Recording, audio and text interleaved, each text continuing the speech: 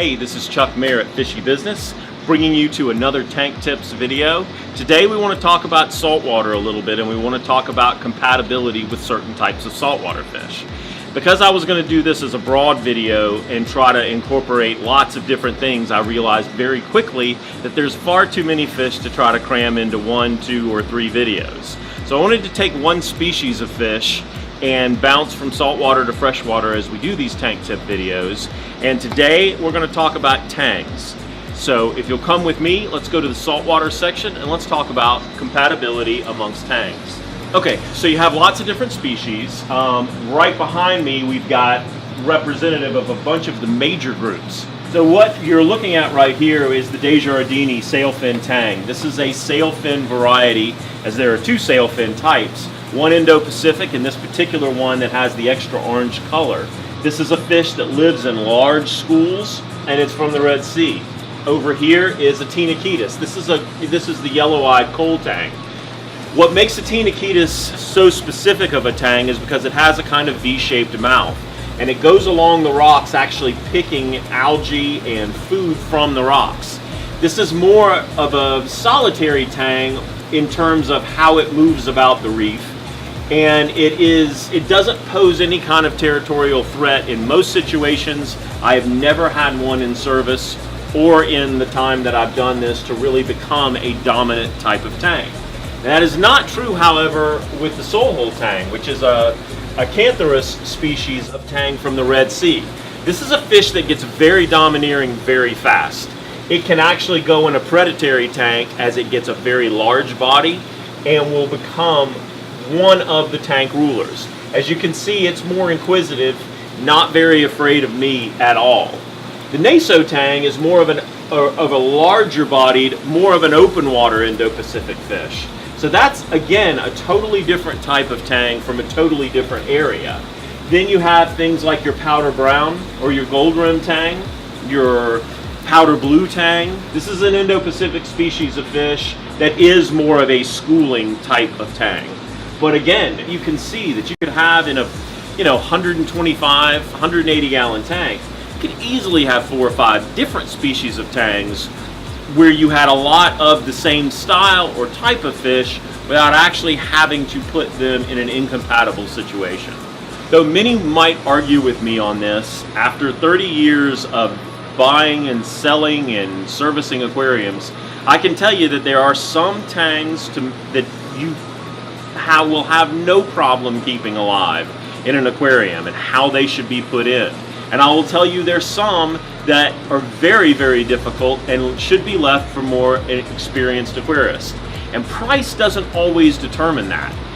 Behind me is a Red Sea purple tang.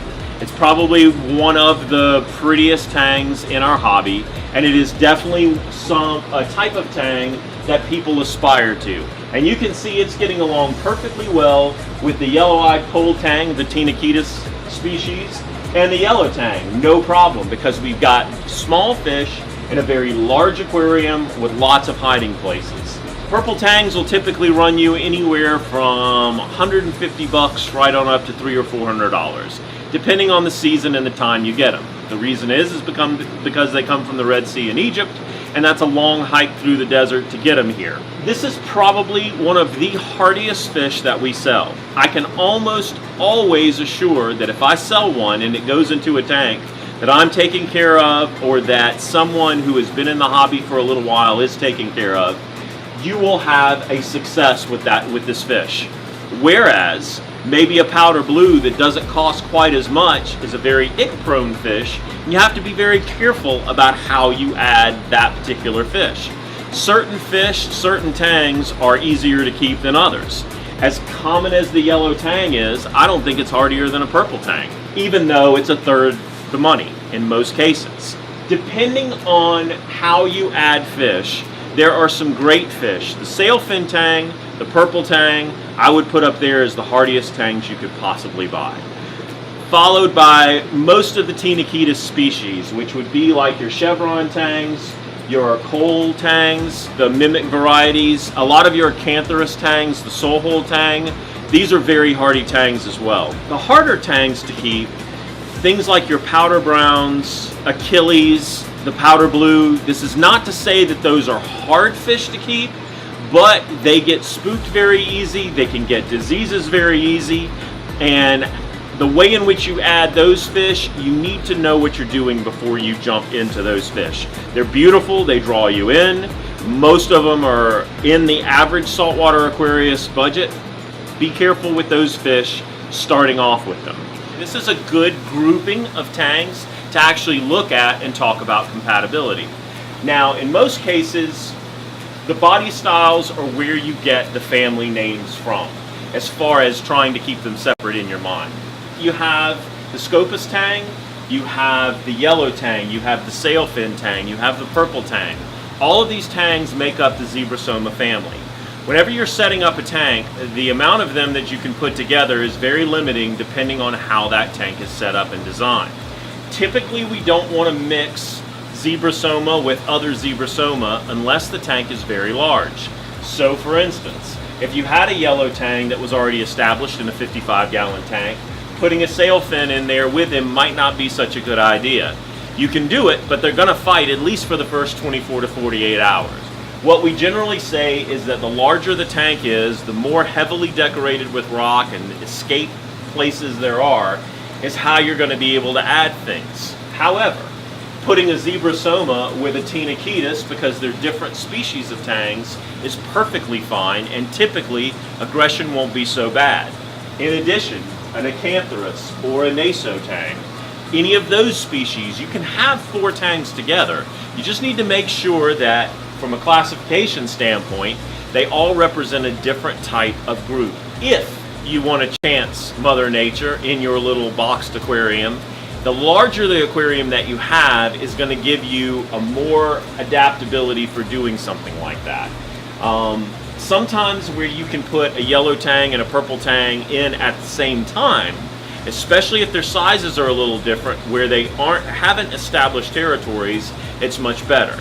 Any fish that goes into a new aquarium or a new environment is going to, as soon as it calms down and the stress is relaxed, it's gonna establish its territory. And what you don't want to do as you're adding is let too much time lag if you are going to try to put one particular species that is the same species as another. For example, sailfin tang with a yellow tang with a purple tang, Scopus tang with a yellow tang, that sort of thing. You want to keep it separate. If it's a smaller tank, 55 gallons and less, try to keep it to one species of that type of tang per tank. So that's a quick overview of saltwater tangs and species compatibility. We'll keep doing this with different species until you've got a wealth of information on them. So for today, it's Chuck from Fishy Business. Have a great week.